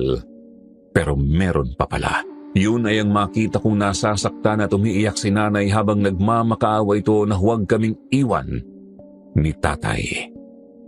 Sakit, galit at pagkamuhi ang nararamdaman ko ng mga oras na yon, Sir Jupiter, dahil napagtanto ko na kung sino ang tunay na kalaban. Ay, hayaan mo na si tatay, Nay. Hindi natin siya kailangan. Dahil siya ang dahilan kung bakit muntikan na ako mamatay. Ano bang sinasabi mo, Eli? Si tatay. Siya ang umatake sa akin nung gabing halos maubusan ako ng dugo. Natakot akong sabihin sa inyo yun ni Lolo Delphine. Dahil ayokong tuluyan tayong masira. Pero, Nay, kitang-kita ng mga mata ko kung paano inabot ni tatay ang langis na may halo ng dugo ko ng gabing yun. Sa isang nakakatakot na nilalang. Hindi na si Tatay Hernan ang kausap natin, Nay. Ibang tao na siya. Wala nang tatay. Bakit ngayon mo lang sinabi, anak? Paano kung maulit muli ito, ha? Paano kung saktan ka niya ulit? Hindi ko kakayanin pa, Eli. Si Clarita, hindi kaya siyang aswang? Yung bawat pagkulo ng langis kapag nandito siya, hindi na aksidenteng mga yun.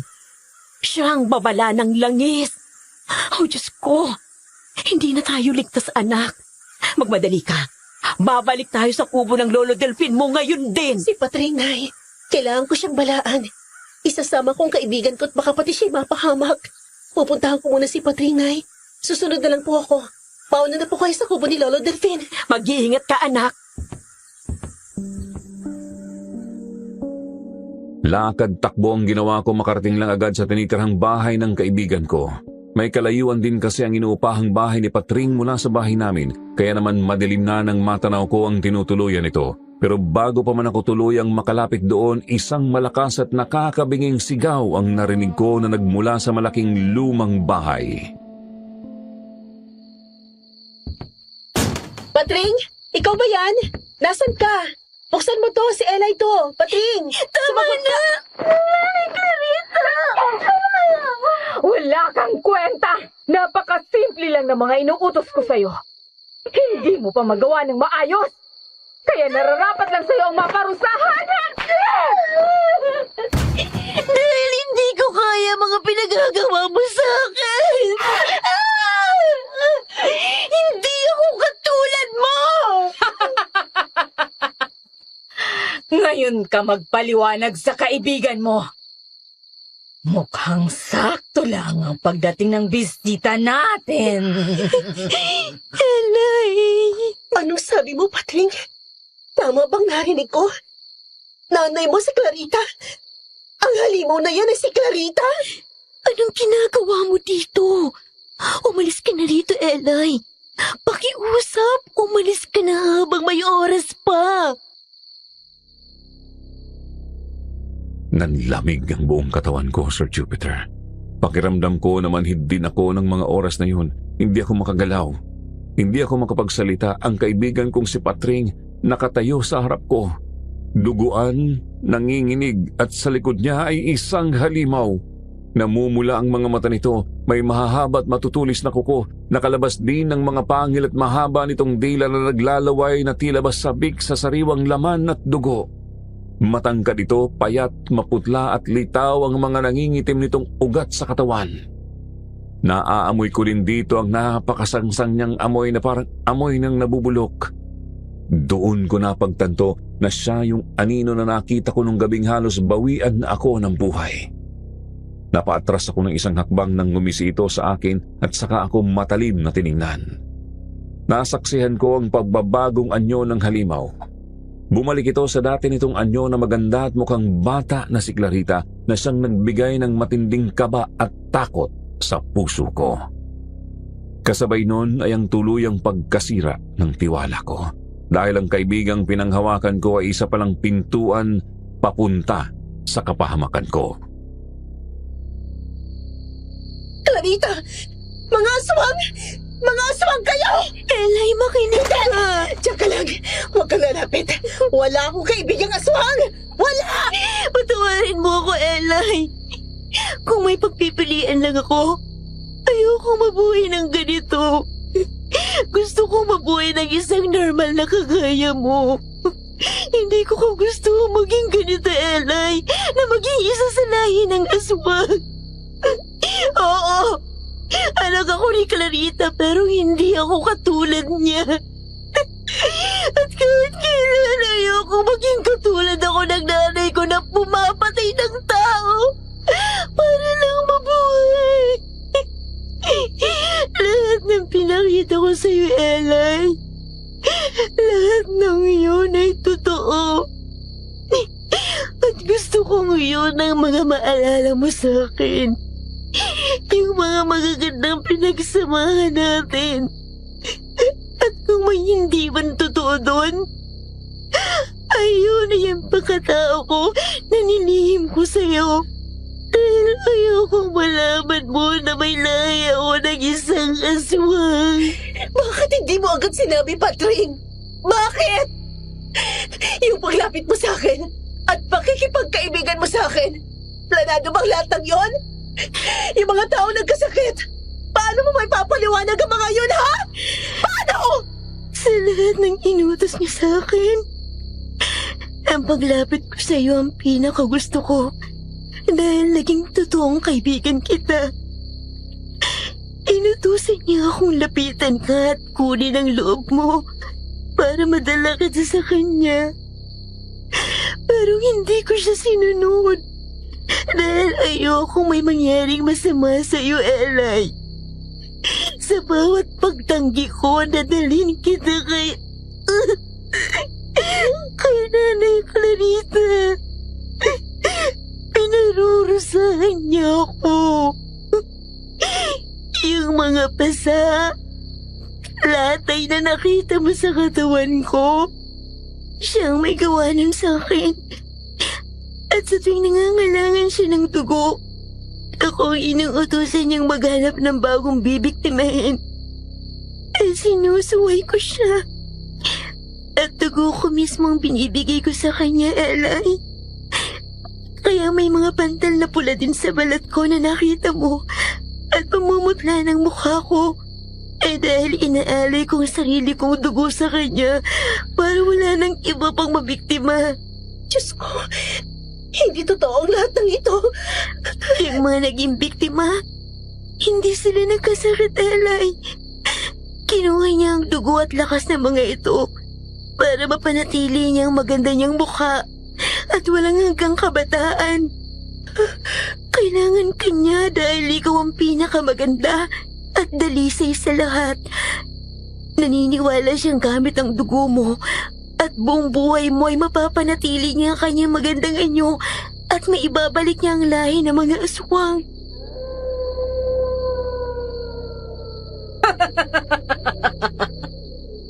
Tapos na ba ang drama niyong dalawa?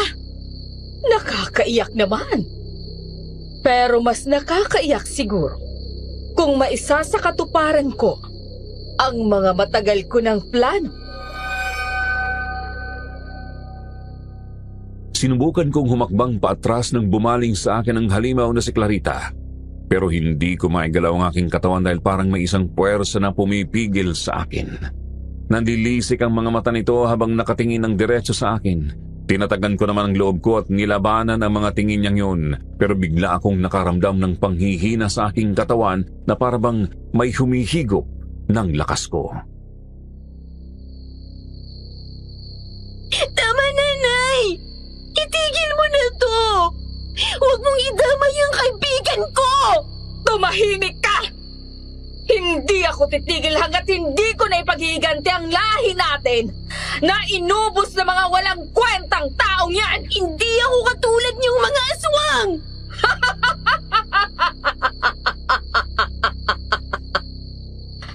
Kahit ano pa ang sabihin mo, ay sa akin ka pa rin ang galing! Ako ang nagluwal sa'yo sa mundong ito! At nasa dugo mo ang lahi ng pagiging aswang natin! Huwag kang maging tanga! Kagaya ng tatay mo! Hernan! Lumabas ka dyan at talian mo mga anak mo! Anong sabi mo? Anong anak? Kapatid ko si Patring? Oo, Eli. Anak ko din si Patring. Nauna kong nakilala si Clarita noon. At nagbunga yun sa pag-aakalang mahal ko siya. Pero nung malaman kong hindi siya tao, at nasa ilalim lamang ako ng isang hipnotismo, ay hiniwalayan ko siya. Sinubukan kong kuhanin si Patring sa kanya dahil ayoko madamay ang anak namin sa kasamaan niya. Ngunit wala akong nagawa. Inilayo niya sa akin ang kapatid mo. At doon ko nakilala ang Nanay Esmeralda mo. Siya ang tunay kong minahal at pinakasalan. Hypnotismo? Kaya ba nagbago ka sa amin ni Nanay? At alam mo ang bagay na yon, Patring? Kaya pala, yung mga tinginan niyo dalawa ni Tatay. Niloko mo ko! Niloko niyo ako! Elay! Hindi ganun yun. Makinig. Tama na! Ayoko nang marinig pa mga kasinungalingan niyo! Elay, anak! Nasaan ka? Elay, nandito ng nanay. Sumagot ka, Elay, apo! Nay! Lola Delphine! Nandito po ako! Bitawan niyo ako! Tatay! Si Nanay at Lolo umuwi na tayo! Dalhin mo na siya ngayon dito, Hernan! Huwag kang tumunganga dyan! At sundin mo lahat ng inuutos ko sa'yo! Masusunod, mahal kong Clarita. Tama na! Itigil niyo na to! Huwag si Elay! Ako na lang! Pakiusap! Huwag ang kapatid ko! Dinala ako ni Tatay Hernan sa isang mahabang mesa na napapalibutan ng mga itim na kandila. Napakasangsang ng amoy ng usok noon, amoy nabubulok na hindi ko maintindihan kung ano. Nang tingnan ko ang mesa ay nangingintab yun sa pinaghalong langis at dugo na hindi ko sigurado kung galing ba sa tao o sa hayop. Sinubukan kong makiusap at magpumiglas sa marahas na pagkila sa akin ni Tatay Hernan. Pero para itong isang robot na sunod-sunuran lang sa lahat ng ipinag-uutos sa kanya. Napasailalim na naman ng hipnotismo si Tatay kaya kahit anong sabihin ko hindi nito naririnig. Maliban na lang sa utos ng aswang na kabit niya na si Clarita. Napatingin ako sa kinaroroonan ni Patring na nagsisigaw at pilit kinakalas ang tali na ginapos sa kanya ni Tatay Hernan. Umiiyak itong nakatingin sa akin.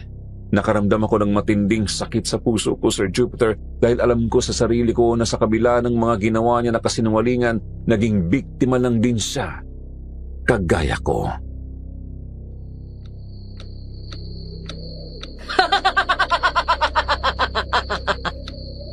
Sa wakas, matutupad ko na ang matagal kong pinaplano. At ikaw, Eli, ang pinakamahalagang sangkap para mangyari yon. Huwag na si Ella, ayoko na lang. Hindi maaari. Dahil dugo lang ng isang purong tao ang kailangan ko. Napakabango ng dugo mo, Iha.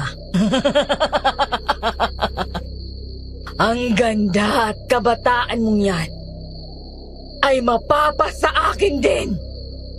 Isang walang hanggang buhay at pagbabalik ng lahi ng mga aswang. Yun ang hindi ko hayaang mangyari, Clarita! Halimaw ka, Clarita! Pakawalan mo ang anak ko! Lolo Delphine, Nanay. At ano naman ang magagawa ng isang matandang bulag na kagaya mo? Kung nakaya ko noon na ubusin ang mga kalahi mo, ay kaya ko din gawin ngayon yon. Noon yun, Delphine. Pero hindi na ngayon. Dahil wala nang bisa ang langis na ginamit mo para ubusin kami. Mga walang kwentang mga tao. Hindi ako papayag na hindi ako makapaghiganti sa inyo. Uubusin ko din kayong lahat! Hindi ka magtatagumpay sa mga binabalak mo, Clarita! Hindi kailanman magwawagi ang kasamaan sa kabutihan!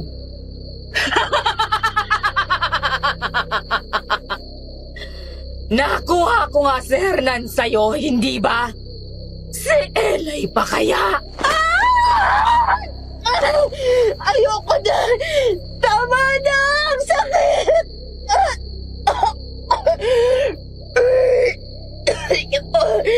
Nanay! Lolo! Ang sakit po ng balat ko! Para po ako sinusunog! Tulungan niyo po ako! Ayoko po dito!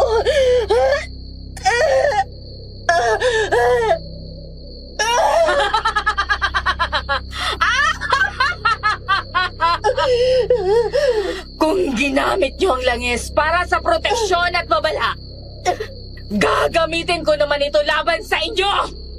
Ang itim na orasyon at ang langis na hinaluan ng dugo ng mga aswang.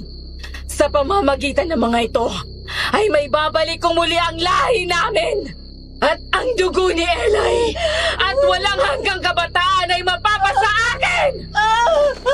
Sangue setulium, pertenubrazom invocationem, Zenus aswangorum, resurgete sombres, at tertam juventutem mie concedete, ot caro mianum quamas verat, et anima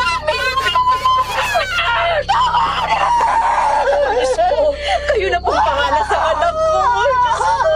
Tandaghan mo ang loob mo, Esmeralda. Kailangan nating makalapit sa kanya bago pa mahuli ang lahat. Kailangan nating maisaboy sa kanya ang dalisay na langis na walang bahid ng dugo ng kasamaan. Na wala nagbisa ang mga naunang langis dahil hindi na ito puro. Kinasangkapan niya si Hernan para bigyan ng dungis ang langis. Ako na lang po, Lola Delphine. Nani Esmeralda, kalagan niyo po ako. Bago pa makumpleto ang orasyon, kailangan makalapit na ako sa kanya. Ayoko po mawala si Eli. Siya ang nagparamdam sa akin kung paano mabuhay ng normal. Tanging sigaw at iyak na lang ang nagawa ko noon, Sir Jupiter. Sobrang sakit ng nararamdaman ko sa mga oras na yon, para akong sinusunog ng buhay. Ang hapdi sa balat ko ay sumasagad sa laman hanggang sa mga buto ko. Bawat patak ng kumukulong langis na may halong dugo na dumadampi sa katawan ko ay parang unti-unting hinihigop nito ang lakas ko. Nang hihina at hilong-hilo na ako ng mga sandaling yon at pakiramdam ko anumang oras ay bibigay na ang katawan ko. Napatingin ako sa gawin ni na Lolo Delfin at nakita ko si Nanay Esmeralda na kinakalagan ng pagkakagapos ni Patring. Nang tuluyan siyang makawala, nakita kong kinuha niya ang boteng alam kong may lamang langis. Dahan-dahan siyang lumapit kay Clarita na patuloy rin sa pag-oorasyon. Nagtagpo ang mga mata namin ni Patring at doon lihim akong napaiyak. Dahan-dahan akong umiling sa kanya dahil alam ko kung ano ang balak niyang gawin. Alam ko kung ano ang gusto niyang mangyari, pero ayokong pati siya madamay pa. Sa nanlalabong mga mata ay napalingon din ako saglit kay Tatay Hernan. Nakatayo lang siya roon, tulala at hindi makagalaw na parang wala sa sarili. Pero sa kabila ng malamig at walang emosyon niyang muka ay may nakita akong tumutulong luha sa gilid ng mga mata niya at doon ko tuluyang naramdaman ang bigat ng lahat. Malapit na! Malapit na! Hindi ka magtatagumpay! Hindi ko hahayaan na masaktan mo pa silang muli! Umalis ka dito, Patring! Dahil sisirain mo lang ang orasyon ko! At anong gagawin mo, ha? Hindi mo ko kayang kalabanin! Katulad ka din ng mga taong yan na walang kwenta! Kayong lahat! Kinuha niyo ang buhay na dapat para sa akin! Ang mga magulang ko! Si Hernan! Lahat kayo pagbabayarin ko! Isinusumpa ko na lahi na lang ng mga aswang ang mananaig! Tapos na ang pagpapahirap mo sa amin, Nay! Ah! Ano yan? Ilayo mo sa akin yan, Patring! Ang balat ko nasusunog! Ang langis na yan ang puputol sa kasamaan mo, Clarita! Hindi! Hindi ako makakapayag! Magbabayad kayong lahat! Tama ng pagpapahirap mo sa amin! Ito ang nararapat sa'yo! Anak!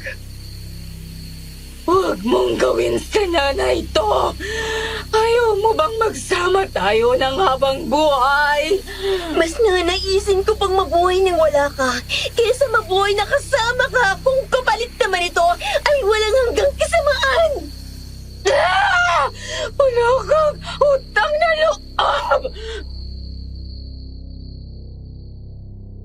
Sinaboy ni Patring ang lamang langis ng bote sa katawan ni Clarita saka binasag ang bote at itinarak sa kanyang laman ng mga basag na bubog. Unti-unting bumalik sa normal ang anyo ni Clarita. Nawala ang kabataan nito't napalitan ng matinding katandaan. Ang dati niyang itim na buhok ay biglang pumuti. Hindi nagtagal na sunog ang kanyang balat hanggang sa tuluyan na siyang maging abo. Dahil sa may dugo din ng aswang si Patring, ang natapong langis sa balat niya ay nag-iwan ng marka. Marka na hindi na maaalis pa habang buhay. Nagliwanag ang buong bahay, nawala ang mga nakakatakot na ingay, ang kaninang sakit na nararamdaman ko, biglang nawala. Sa pagkamatay ni Clarita ay nawala ang sumpa kay Lolo Delfin at ang bisa ng hipnotismo kay Tatay Hernan. Pero sa kabila noon, hindi na muli pang maibabalik ang mga bagay na nagkaroon na ng lamat. Parang hindi ko naramdaman ang panghihina na nararamdaman ko kanina, kaya mabilis akong nakalapit kay Patring at lumuhod sa harapan niya.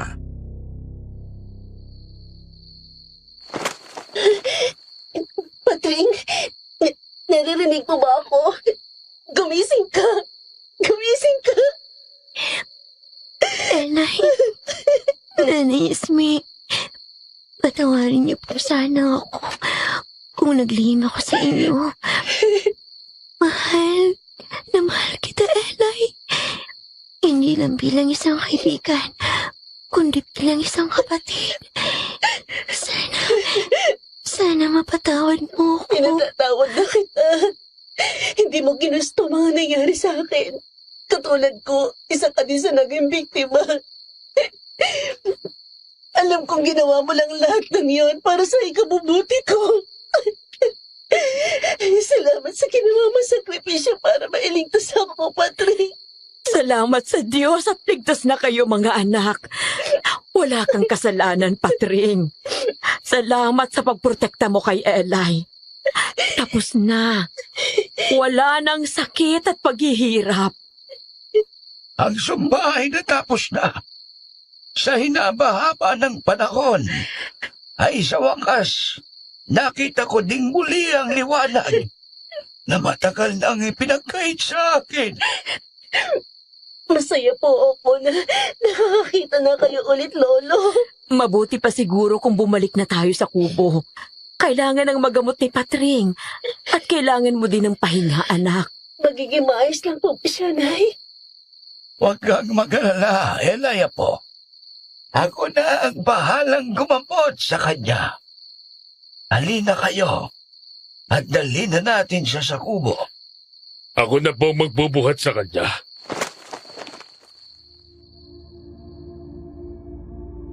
Wala ni isa sa amin, nila nanay at lolo Delfin ang nagsalita nang biglang lumapit sa amin si Tatay Hernan at binuhat si Patring.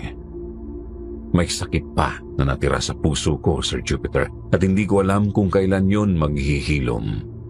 Kahit pa nalaman namin na nasa ilalim lang ng isang hipnotismo si Tatay Hernan ay hindi na mabubura nun ang ginawa niya sa pamilya namin.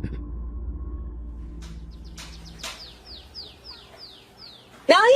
Kumukulo na akong langis! Hinaan mo lang ang apoy, anak, para hindi matapon. Oho, malapit naman ho itong matapos, Nay. O siya, at aasikasuhin ko na muna ang mga customer natin dito sa labas. Siya nga pala, bibisitahin mo ba ang lolo Delfin mo ngayon? Opo, ilang araw ko na din ho siya hindi napupuntahan sa kubo. At isasama ko na rin po pala si Ate Patring. Sige, anak, at baka tanghaliin pa kayo sa daan. Magdala ka na lang ng payong para hindi kayo mainitan. Opo, Nay. Mag-iingat kayo, mga anak! Tapos nang kumulo ang langis. Halika na, Ate Patring. Inihintay na tayo ni Lolo.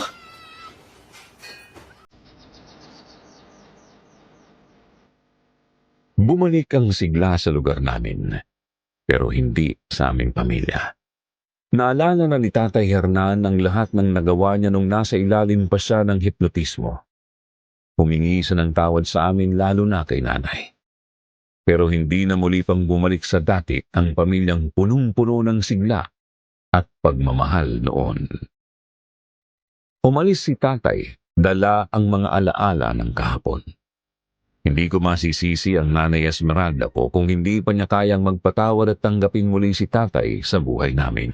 Dahil maski ako, hindi ko pa makita ang dahilan na patawarin siya. May takot pa din kasi ako dito sa puso ko na baka maulit yung nangyari. Yung muli niyang pagtalikod sa amin na pamilya niya dahil lang sa isang babae. Lumipas pa ang ilang buwan at marami pa ang nagbago. Iniwan na din kami ni Lolo Delfin. Nagkasakit po ito at tuluyan ang namaalam sa mundo.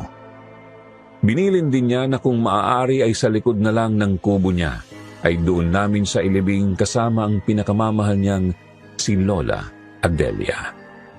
Habang si Patring naman ay hindi na siya bumalik pa sa dati.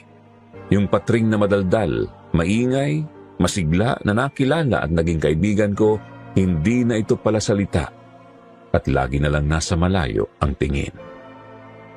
At ang mga marka sa balat nito ay hindi na din nawala kahit anong pahid pa ng langis ang gawin namin.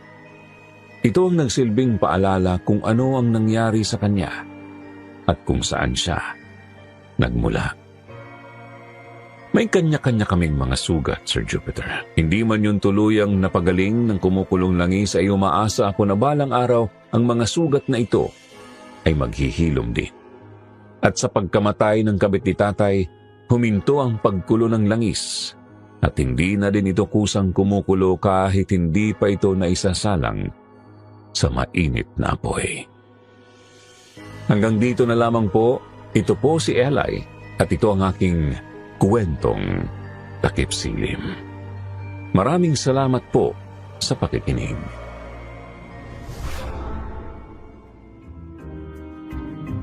Isang kwento na tungkol sa pagmamahal sa pamilya. Pagkakaibigan, yun ang ipinakita ng ating sender ngayon. Isang kwento na susubukin ka kung hanggang saan mo kayang manindigan kahit ano pang pagsubok ang dumating sa inyo. Kung meron man kayong gustong ibahagi ng mga opinyon ninyo tungkol sa kwento ni Eli, pwede niyo pong ilapag dito sa comment section. Huwag rin kalimutang i-like, i-share at i-subscribe ang kwentong Takip Silim at ang iba pa naming channel para sa mas marami pang kwento ng kababalaghan at misteryo. Marami pong salamat.